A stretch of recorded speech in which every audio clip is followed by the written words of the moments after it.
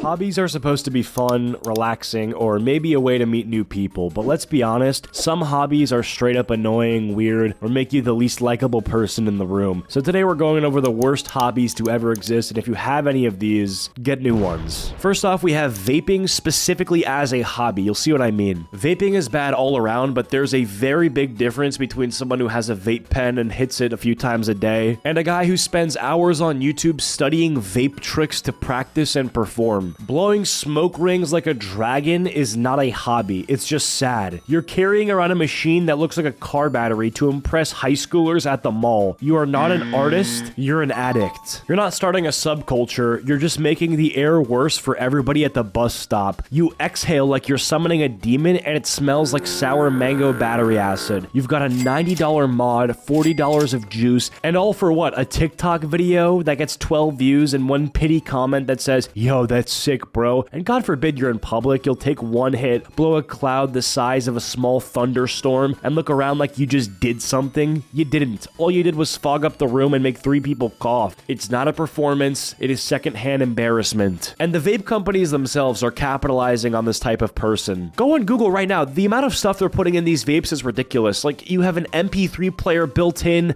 a dial pad, it's got Bluetooth compatibility, you can send texts from it. Reminder that these were invented to help people get off smoking. I should never see somebody playing Brick Breaker on a mango-flavored death device. And let's talk about the vape conventions. Blow the biggest cloud you can. Ready? 1, 2, 3, blow!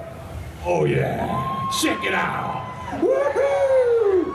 Literal gatherings of grown men blowing clouds at each other like it's Pokemon battles for people who peaked in 2014. You walk into one and it's just LED lights, dubstep, and the air quality of a fog machine explosion. Why is your vape connected to an app? If your nicotine addiction requires a fucking firmware update, you've gone too far. Oh, I can track my puffs and adjust the wattage from my phone. Bro, you need to be in the head. You don't need RGB lights, USB-C charging, or temperature analytics. It's not a Tesla. It's a glorified fog machine for your lungs. You're not in the future. You're killing yourself. These guys use the website bookmark feature on their computer for a YouTube video called How to Do the Jellyfish Cloud Easy Tutorial. I know I'm going on a tangent, but you see people practicing in the bathroom mirror like they're training for the Vape Olympics. Like, you'll hit a puff, spit around, flick your wrist, and act like you just discovered fire. It's just pollution. I don't think anything on this list is going to be as bad as that, but next up we have being really into coffee. You know, it starts with a fresh press, then it's a cold brew, then it's single origin beans from a mountain no one's ever heard of. Next thing you know, you're $300 deep into gear and telling people that Starbucks is for casuals. You're not enlightened, you're just drinking bitter bean water with a superiority complex. You ever talk to a coffee guy? You ask how their morning was and suddenly you're getting a TED talk about mouth fuel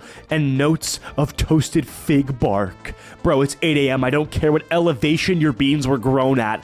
I'm just trying not to die before lunch. Dude, these guys, the amount of gear they have into making a fucking coffee is crazy. You've got scales, thermometers, gooseneck kettles, a $500 grinder that sounds like a jet engine, all to make something that still tastes like dirt unless you dump oat milk into it. You go to these guys' kitchen, bro, it's a fucking lab. They're running a caffeine laboratory. There's chemistry going on. Beakers, timers, weird little glass contraptions that look like they came from the Breaking Bad set. And God forbid you ask for cream and sugar. They'll look at you like you just spit in the cup. It ruins the flavor profile, they say. No, it ruins your whole fucking vibe. You're not a barista.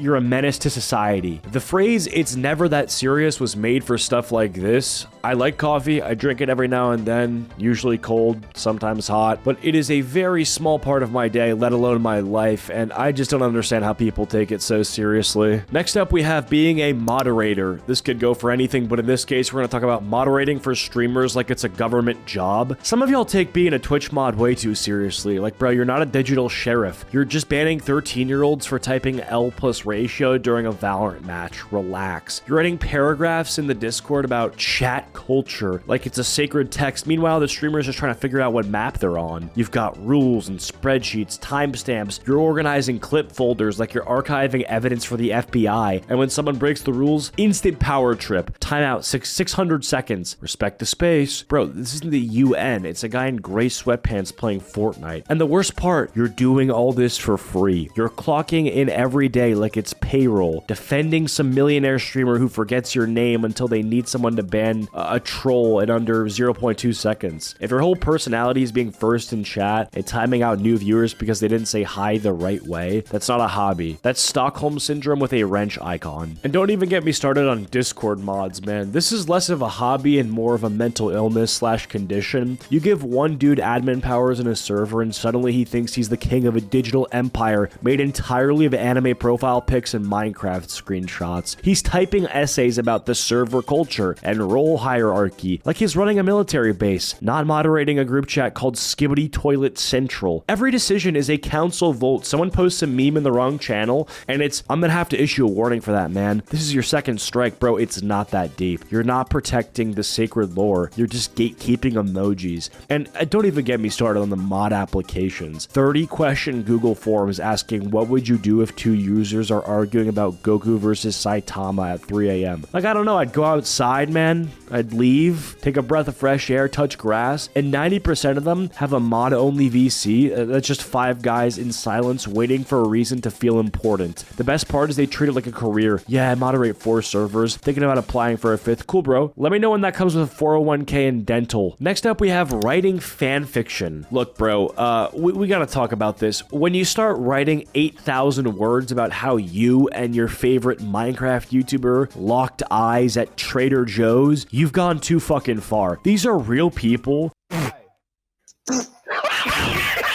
They're not characters in your Wattpad cinematic universe. You've got full-blown plot arcs, romantic tension, fake weddings, and a dude who just wanted to play Bed Wars and go to sleep. The worst part is you write yourself in like it's normal. He looks at me like I'm the only girl in the room. No, he doesn't. He doesn't know you exist. You're writing full-blown romance novels about a man whose biggest achievement last week was yelling, "Let's go," into a webcam. If your hobby involves you putting real living people into made-up love triangles and publishing it online for clout, you're not a writer. You're a digital menace with a keyboard, and you should seriously consider becoming the vape guy. Actually, don't. Fuck, the vape guys are bad, man. Fan behavior exists on a pretty wide spectrum, so if you're a fan of something, you're probably fine. I think one step above being probably fine is when you start making those Instagram sexy edits of characters in your shows. Not gonna lie, I like some of those. They look cool. Make me want to go and rewatch some episodes of something. But then, like, a step up from that, now you're getting a little bit too far. You're like stalking their social medias of the actors and shit. And then we're getting to a point now where you're writing these fan fictions. It's gotta stop. I'm definitely feeling a part 2 for this video, so if you enjoy, please leave a like and subscribe. If this gets 5,000 likes, I'll do a part 2. Thank you guys so much for watching, and I'll see you guys all in the next one. Peace.